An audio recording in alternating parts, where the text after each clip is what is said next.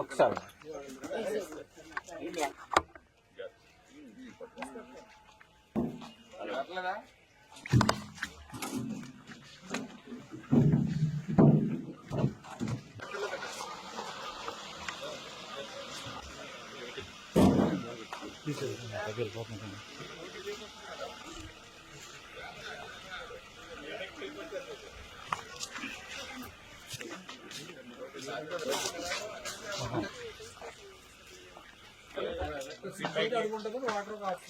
అడుగుంటే పైన వాటర్ ఉంటుంది.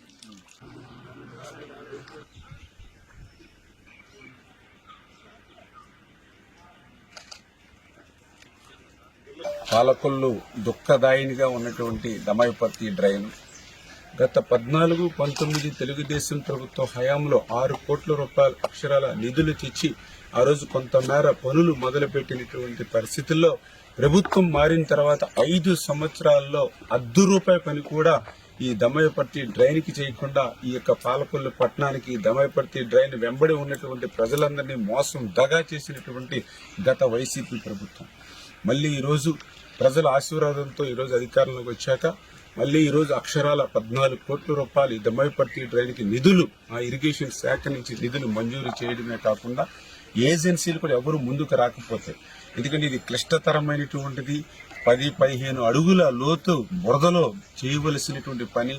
అదేవిధంగా ఎప్పటికప్పుడు పాలకొల్లు టౌన్స్ నుంచి కూడా డ్రైన్ వాటర్ వస్తూ ఉంటుంది. ఆ డ్రైన్ వాటర్ని ఎప్పటికప్పుడు మళ్ళీ డీవాటరింగ్ చేసి మళ్ళీ ఎదరికి పంపించాలి.